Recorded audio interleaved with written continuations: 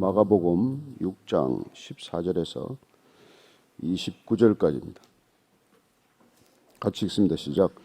이에 예수의 이름이 드러난지라 헤롯 왕이 듣고 이르되 이는 세례 요한이 죽은 자 가운데서 살아났도다.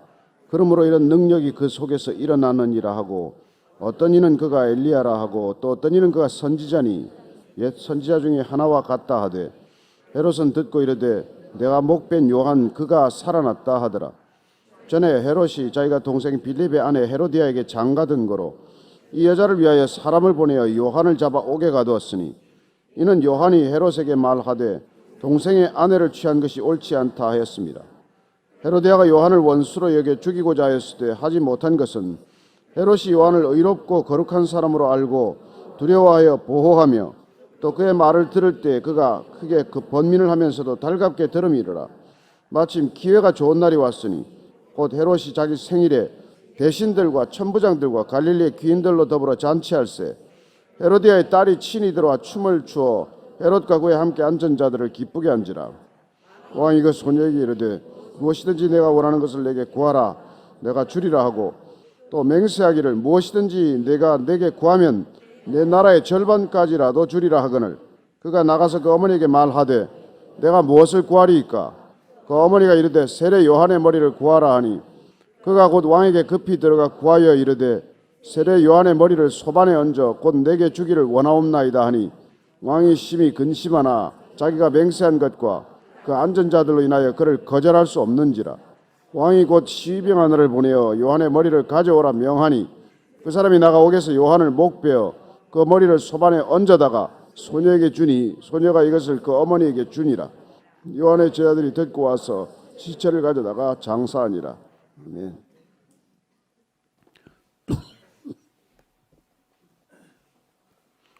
오늘 세례 요한이 순교하는 장면입니다.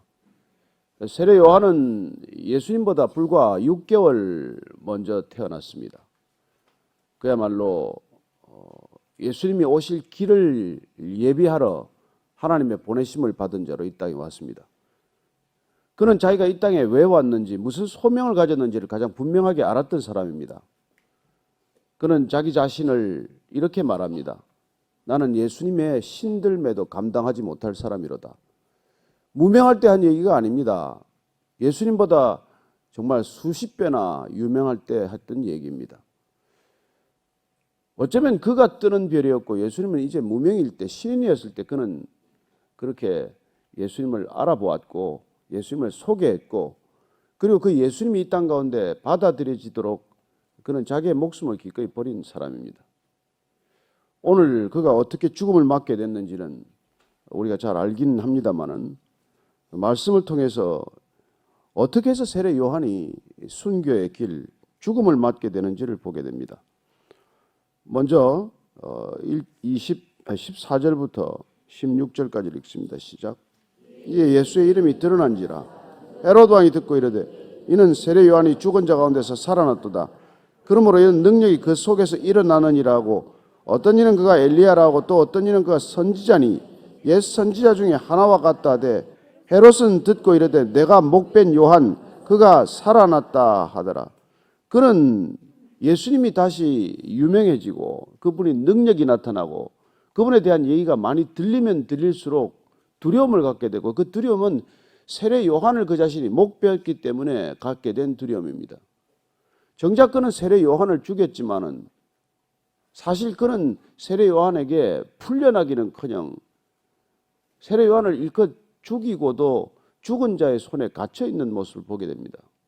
그런데 도대체 그가 왜 세례 요한을 죽이게 되었으며 어떻게 죽였길래 그는 세례 요한을 죽이고도 죽은 자에게 사로잡히는 존재가 되었는지 그걸 한번 우리가 다시 살펴보도록 하겠습니다. 17절 18절입니다. 시작. 전에 헤롯이 자기가 동생 빌립의 아내 헤로디아에게 장가든 거로 이 여자를 위하여 사람을 보내 요한을 잡아 옥에 가두었으니 이는 요한이 헤롯에게 말하되 동생의 아내를 취한 것이 옳지 않다 하였습니다. 아시다시피 헤롯 왕가는 복잡합니다. 예수님이 탄생할 때 우리는 헤롯 대왕에 관한 얘기를 압니다. 2살 난 밑으로의 아이들은 다 죽이라고 명령했던 사람이죠. 그리고 그 아들들이 이렇게 이제 분봉왕으로 책봉되게 됩니다. 로마 황제가 그들에게 권력을 나눠줄 때 몇 군데로 이렇게 나눠서 분봉왕을 이렇게 임명한 것이죠. 지금 오늘 여기 등장하는 왕은 헤롯 대왕이 아니라 그 밑에 헤롯 안티파스라는 왕이고 갈릴리 지역과 베레아 지역을 맡아서 다스리던 사람입니다. 근데 그가 문제는 이 원래 살던 부인과 이게 관계가 좋지 않고 그리고는 동생 제수를 탐을 내서 동생 제수의 아내와 다시 결혼을 하게 됩니다. 그래서 그런 이 문제를 놓고 세례 요한이 침묵하지 않았다는 것입니다. 그건 부당한 일이다. 잘못된 결혼이다. 그런 얘기를 하는 바람에 이 정작 헤롯 안티파스와 결혼한 헤로디아는 이 세례 요한을 원수처럼 여기게 된 것이죠. 그 결혼에 대해서 가뜩이나 마음이 편치 않고 어쩌면 마음속에 있는 그런 죄책감이나 죄의식을 건드렸기 때문에 이 여인의 한을 건드린 것이죠. 무섭습니다. 여인은. 헤롯보다 더 무서운 거죠. 헤롯은 어떻게 보면은 이 세례 요한을 지키기 위해서 애를 썼던 사람입니다. 마치 우리가 빌라도가 예수님을 십자가에 못 박으라고 그렇게 많은 군중들이 부르짖을 때 사실은 내켜하지 않았고 그를 풀어주기 위해서 애를 썼지만은 군중들은 오히려 예수님보다도 바라바 살인범을 풀어달라고 고함 지르게 됩니다. 전날 밤에 사실 빌라도의 아내가 꿈자리에서 뒤숭숭해서 남편한테 그 의인에게 손대지 말라고 했지만 그러나 빌라도는 끝내 그 군중들의 함성 가이사에게 충신을 당신이 충신이냐 역적이냐 들이미는 바람에 그는 끝내 예수님을 무리에게 내어주고 말았습니다. 오늘은 그와는 상황이 다르지만은 보니까 헤롯 안티파스는 아내의 욕망을 이기지 못하는 것이죠. 아내의 원한을 이기지 못합니다. 이 잘못된 결혼으로 인해서 빚어진 사건입니다. 어쨌건 이 요한은 헤롯에게 직접 이 말을 한 것이죠. 동생의 아내를 취하는 것이 옳지 않다. 예. 원래 형이 죽으면은 형의 아내를 형수를 동생이 이렇게 아내로 택하는 것은 그들에게는 형사 취수법이라고 법적으로 허용이 됐지만은 살아있는 형제의 아내를 취하는 것은 마땅치 않다. 그렇게 정확하게 얘기를 한 것이죠. 그랬더니 19절, 20절입니다. 시작. 헤로디아가 요한을 원수로 여겨 죽이고자 했을 때 하지 못한 것은 헤롯이 요한을 의롭고 거룩한 사람으로 알고 두려워하여 보호하며 또 그의 말을 들을 때 크게 번민을 하면서도 달갑게 들음이르라. 헤롯이 원래 괜찮은 사람이었다는 것을 알게 됩니다. 헤롯 안티파스는 듣기 싫은 얘기를 들을 줄 아는 사람이었고 자기에게 옳은 얘기를 할 때 그게 질책의 말이라고 하더라도 그 말을 두려워하고 자기 자신을 돌아보기를 했던 사람이라는 거예요. 그랬던 그가 이 헤로디아를 통해서 변했다는 것을 알게 됩니다. 오히려 그런 세례 요한을 지키고자 했고 보호하고자 했고 그의 말에 귀를 기울였고 그의 말에 정직한 그의 충언 조언에 따라서 그는 자기 자신을 고치고자 했던 사람인데 결국은 이 어리석은 결정을 하게 됩니다. 그 과정을 우리가 다시 한번 보겠습니다. 21절 이하입니다. 시작. 마침 기회가 좋은 날이 왔으니 곧 헤롯이 자기 생일에 대신들과 천부장들과 갈릴리의 귀인들로 더불어 잔치할세. 헤로디아의 딸이 친히 들어와 춤을 추어 헤롯과 그와 함께 앉은 자들을 기쁘게 한지라. 왕이 그 소녀에게 이르되 무엇이든지 내가 원하는 것을 내게 구하라 내가 주리라 하고 또 맹세하기를 무엇이든지 내가 내게 구하면 내 나라의 절반까지라도 주리라 하거늘. 오늘 어쩌면 이 헤롯이 자기의 생일날에 이제 생일 잔치를 벌인 것이죠. 사실 대신들과 천부장들과 갈릴리 귀인들 그 땅에 사는 모든 유력한 사람들을 다 초청한 것입니다. 모든 사람들을 다 초청해 놓고 그는 어떻게 보면은 허세를 부리기 시작한 것이죠. 마침 헤로디아의 딸, 친딸이라고 되어 있기 때문에 안티파스와의 사이에서 난 딸은 아닐 것입니다. 이 딸이 들어와서 춤을 추는데 춤을 너무 잘 춘 거예요. 그랬더니 어쩌면 주엉이 도도했겠죠. 그는 엉뚱한 약속을 하게 됩니다. 앉은 사람들에게 다 들으라는 듯이 그 소녀에게 이렇게 말합니다. 내가 원하는 것을 내게 구하라 주리라. 무엇이든지 주리라. 나라의 절반까지도 주리라. 이런 이제 약속을 해버린 것이죠. 하지 말아야 될 약속이죠. 입 밖에 내서는 안 될 말이죠. 이런 말을 선뜻 그냥 허투루 내뱉고 만 것입니다. 이게 보통 속 없는 남자들이 하는 일이에요. 술집에서 보통 이런 일들을 잘 합니다. 사람들이 많으면 되게 허세를 부립니다. 이게 남자의 허영심입니다. 여자의 허영심하고는 또 조금 다르죠. 어쨌건 인간에게 가장 이 취약점이 뭐냐면 허영심이라는 것입니다. 허영심이란 이게 내가 그럴 만한 실력이 없는데 허세를 부리는 거예요. 할 수 없는 약속, 지킬 수 없는 약속, 해서 안 될 약속을 입 밖에 내는 것입니다. 그런 그 허영이라고 하는 것. 빌립보서를 보면 내가 다툼과 허영으로 무슨 일을 하지 말라고 말합니다. 우리가 신앙 안에서도 그런 일이 있기 때문에 바울이 무슨 일을 하든지 시기심이나 다툼을 가지고 그런 일을 하지 말라는 거예요. 저 사람이 그걸 하니까 나도 그걸 해야 되겠다. 저 사람이 저런 사역을 하고 있으니 내가 그 사역을 해야 되겠다. 저 사람이 저 사역 팀장을 하고 있으니 나도 팀장이 돼야 되겠다. 그런 다툼이나 시기심으로 하지 말라. 또는 허영심으로 하지 말라고 말합니다. 그것이 마땅히 내게 조진 일인지를 분간하고 해야 될 일이지 내가 보기가 좋아 보여서 내가 그걸 하는 게 내 모양이 날 것 같아서 그런 일을 해서는 안 된다는 것입니다. 그런데 우리가 어쩌면 신앙 안에서도 그런 일들이 많이 일어나기 때문에 바울이 그런 표현을 쓰는 것이죠. 무슨 일을 하든지 다툼과 허영으로 하지 말아라 그렇게 말합니다. 사실 이 어떻게 보면은 신앙 안에서의 이 허영심은 더 교묘하고 더 사실 위태로운 것입니다. 우리가 가지고 있는 우리 참모습을 잊어버리게 하고 남들에게 과대된 포장을 자꾸 내세움으로써 실제 내 신앙과는 다른 모습을 자꾸 보이고자 하는 것이죠. 사실 내가 뭐 그런 경건의 모양은 갖출지라도 경건의 능력을 잃어버린 까닭은 이런 것들과 관련이 되어 있기 때문에 그런 것이죠.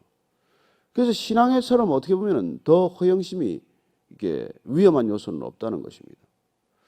오늘 이 헤롯의 얘기는 신앙과는 조금 동떨어진 얘기긴 하지만 그는 사실 요한을 두려워했고 요한을 지키고자 했던 사람이지만은 그냥 막 겁없이 맺어버린 말 한마디 때문에 세례 요한의 목을 자르는 어리석은 결정을 한다는 것을 보게 됩니다. 내 나라의 절반까지도 주리라. 이거 여러분 어디 들었던 얘기 아니에요? 아하수에로 왕이 했던 얘기 아닙니까? 에스더에게. 에스더는 나라를 구하지 않았습니다. 자기 민족을 구했죠.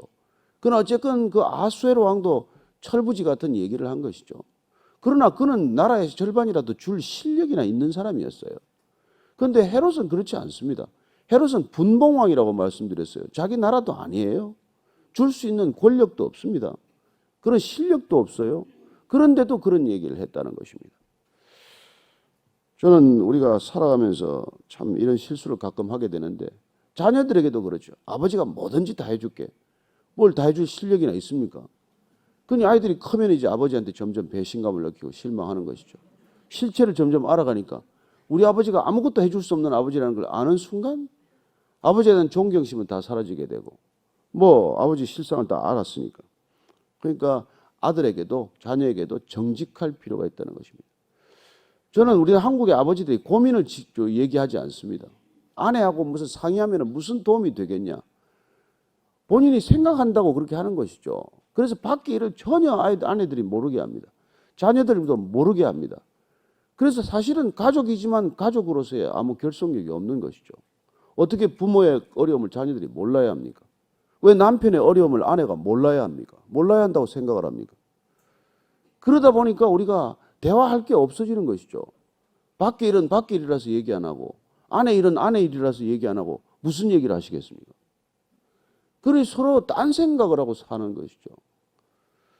사실 남편이 밖에 있는 일들 가운데 나눌 수 있는 일은 같이 털어놓고 얘기할 수 있어야 되는 것이죠. 어려움이 있다면 같이 머리를 맞대야 합니다. 부부가 머리를 맞대면 사실 훨씬 더 깊은 생각들을 가질 수 있어요. 남편은 깊게 생각할지 모르겠지만 통념적으로 보면 넓게 생각하지 않습니다. 외골수 생각을 많이 해서 빠져버려요. 그러나 어떤 경우에서 여자분들은 폭넓게 생각하고 넓게 보고 직관적으로 생각하기 때문에 어떤 문제를 같이 부부로서 그런 일들을 논의한다는 것은 하나님께서 주신 가장 큰 선물일지인데 그걸 그냥 기꺼이 마다하는 것이죠. 그래서 정작 문제가 터지고 나서 둘 다 수습할 수 없는 그 문제를 놓고 고민하는 것을 보게 됩니다. 저는 여러분들이 부부가 한 마음이 되었다면, 한 믿음으로 한 신앙생활을 하고 있다면 어려운 일이건 기쁜 일이건 쉬운 일이건 아픈 일이건 슬픔이건 같이 나누는 것이 필요하지 않습니까? 안 하시겠습니까? 할 필요가 없습니까? 저는 정말 그런 일들이 필요하다고 믿는 사람이에요. 어쨌건 나라의 절반까지도 줄 수 없는 이 헤롯의 엉뚱한 약속을 듣고 나가서 어떻게 합니까? 24절 25절입니다. 시작. 그가 나가서 그 어머니에게 말하되 내가 무엇을 구하리까?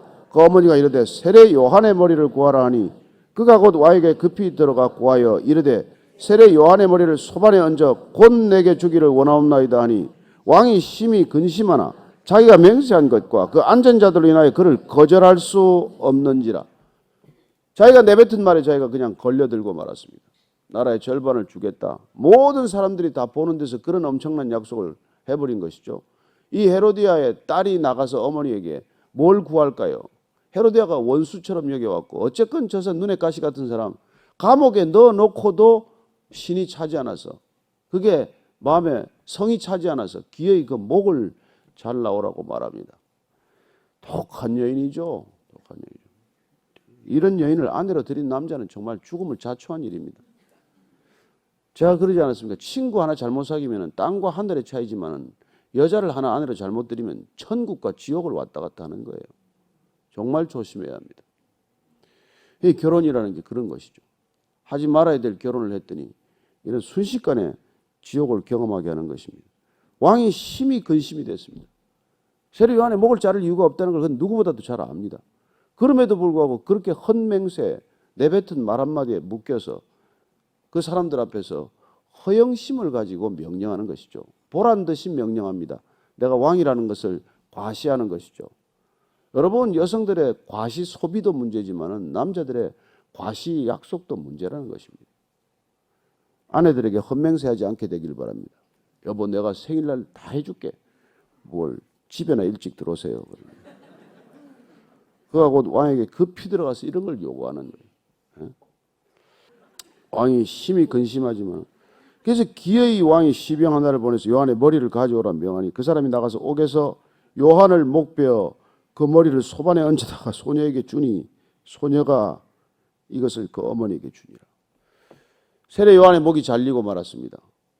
한 사람의 헛된 맹세, 남들 보란 듯이 한 그 맹세 때문에 그는 묶여서 그냥 목을 자르고 만 것이죠. 그날 이후로 그가 잠을 제대로 잤겠습니까? 마음이 편하겠습니까? 꿈이 뒤숭숭하지 않았겠습니까? 이따금 세례 요한 때문에 깜짝깜짝 놀라서 깼을 것입니다. 그랬더니 예수님 소식을 듣고도 듣자마자 예수님이 세례 요한이 살아온 분인가? 이 생각이 덥석 든 것이죠. 저는 우리가 이런 어리석은 일을 범하지 않도록 성경에서는 우리를 쳐서 깨우치는 말씀들을 많이 들려주고 있습니다. 시편 131편 1절 한번 찾아보십시다. 시편 131편 1절 한번 다 같이 큰 목소리로 읽겠습니다. 시작. 여호와여, 내 마음이 교만하지 아니하고 내 눈이 오만하지 아니하오며 내가 큰 일과 감당하지 못할 놀라운 일을 하려고 힘쓰지 아니하나이다. 다윗이 이렇게 없습니다. 다윗이 어떤 사람입니까? 그는 마음이 교만하거나 눈이 오만하지 않기를 간구했던 사람입니다. 늘 하나님 앞에서 겸손하게 살기를 결단했기 때문에 그가 큰 일과 감당하지 못할 놀라운 일을 하려고 애쓰지 않았습니다. 그는 그 손에 들어왔던 사울의 왕을 죽였을 때 온 국민을 놀라게 할 수 있는 일이 있지만 그러나 그는 그런 일들을 하지 않았습니다. 그는 늘 하나님 앞에서 정말 겸손한 자로 무릎 꿇고 살았기 때문에 그랬던 것이죠. 물론 실수를 우리가 아는 듯이 했습니다. 그러나 그 실수마저도 누가 지적했을 때 그는 단숨에 무릎을 꿇는 것을 보게 됩니다. 늘 돌이킬 수 있는 사람이었던 것이죠. 오만한 사람은 어떻습니까? 잘못을 알고도 돌이키지 않습니다. 잘못된 결정인 줄 알고도 그 결정을 번복하지 않습니다. 여러분, 결정을 번복할 때 오는 그런 자존심이 상하는 게 중요합니까? 잘못된 결정으로 그렇게 두고 수많은 피해가 그렇게 굴비 엮이듯이 일어나는 일을 택하시겠습니까? 잘못됐다고 생각하면 그때 빨리 돌이켜야 합니다. 그게 겸손이죠. 그게 하나님 앞에 있는 사람입니다. 사도 바울이 이렇게 말합니다. 우리가 한번 로마서 말씀 찾아보겠습니다. 로마서 12장 3절 말씀입니다. 우리의 바른 신앙을 사도 바울은 이렇게 얘기해 주고 있습니다. 12장 3절 시작.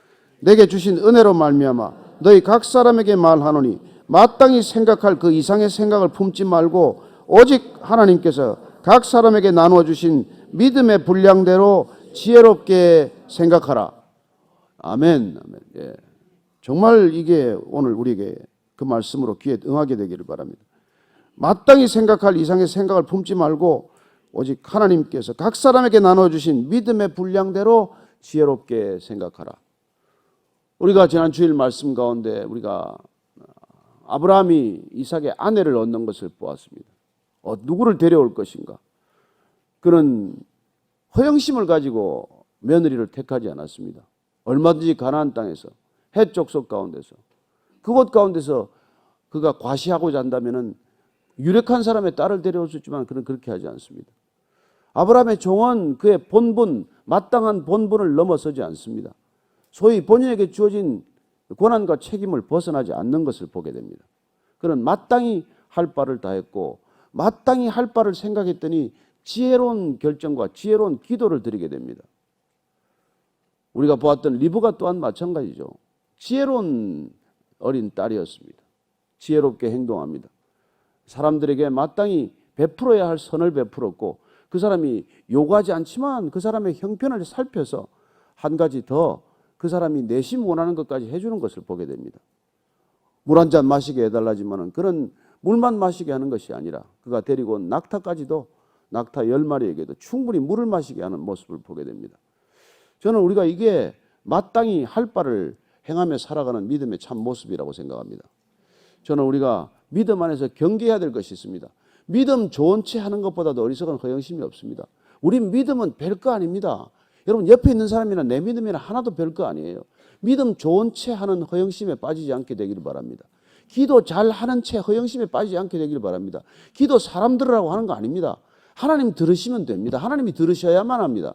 사람이 듣고 기도 잘하네, 기도 유창하네, 너는 기도를 어떻게 1시간씩 하니? 여러분 한 1분을 하더라도 제대로 하는 게 필요하지 않습니까? 우리의 신앙이 진실한 신앙 되기를 바랍니다. 뭐 잘하는 채 할 필요 하나도 없습니다. 우리가 잘해봐야 하나님 보시기에는 전부 유치원의 학예회 수준입니다. 우리끼리 보니까 뭐 잘하고 프로고 무슨 아마추어고 하나님 보시기엔 전부 유치원의 학예회 수준이에요. 악기를 다루면 얼마나 다루며 그럼 설교를 잘하면 얼마나 잘하며 무슨 기도를 잘하면 얼마나 잘하겠습니까? 저는 여러분들이 주님 앞에서 늘 호람되어 항상 그분이 의식되는 신앙 되기를 축복합니다. 이렇게 바보처럼 헤롯이 사람들의 시선을 의식하고 사람 앞에 헛폼 잡다가 덕분에 뭐 헤롯은 누구야? 요한은 순교자가 되었어요. 그러나 나이 30에 하나님의 부르심을 받은 그 순교도 아름답지만 그러나 한 인간의 헛된 허영심 때문에 세례 요한은 그렇게 순교하고 말았다는 것입니다. 저와 여러분들이 오늘 다시 기도할 때 주님 앞에서 제발 진실하게 살게 하여 주옵소서. 이 진실함이 누군가에게도 정직함이 되게 하여 주옵소서. 그렇게 한번 기도하십시다.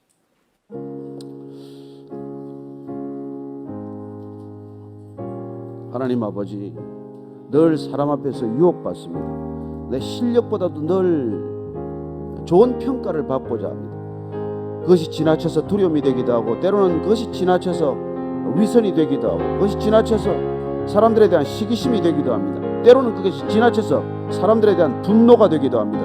하나님 아버지, 어리석음에 빠지지 않게 해 주옵소서. 실력보다도 더 높아 보이지 않게 하여 주옵소서. 하나님 있는 모습 그대로 주님께서 받아주셨습니다. 사람들에게도 있는 모습 이대로 나아가게 해 주옵소서. 꾸밀 것도 없고 과장할 것도 없고 주님 앞에 늘 바르고 신실함으로 살게 하시고 그 바르고 신실함으로 정직함으로 사람들에게도 나아가게 하여 주옵소서. 하나님 아버지, 늘 우리는 유혹에 빠집니다. 걸려 넘어집니다. 실제보다도 늘 사람들에게 좋은 인상을 주고 싶고 좋은 모습으로 비치고 싶어 합니다. 그러나 하나님, 늘 하나님 앞에서 있는 모습 그대로 주님께서 받아주셨기에 여기까지 왔습니다. 하나님, 사람들 앞에서도 있는 모습 이대로 나아가게 하시고 사람들 앞에서 허세 부리지 않게 하시고 우리의 신앙, 우리의 교회됨이 남들에게 헛자랑 되지 않게 하여 주옵소서. 이제는 십자가에서 벌거벗 끼우고도 부끄러워하지 않고 사랑하는 우리 모두를 위하여 그 목숨 내어주신 우리 구주 예수 그리스도의 은혜와 하나님 아버지의 헤아릴 수 없는 사랑과 날마다 내 자신이 누구인지를 정직하게 신실하게 깨닫게 하시는 성령님의 인도하심이 오늘 어리석은 헤롯의 길이 아니라 진실된 요한의 길, 세례자의 길 따르기로 결정한 이 자리에 고개 숙인 모든 참 믿음의 사람들 위해 지금부터 영원까지 함께 하시기를 간절히 축원하옵나이다. 아멘.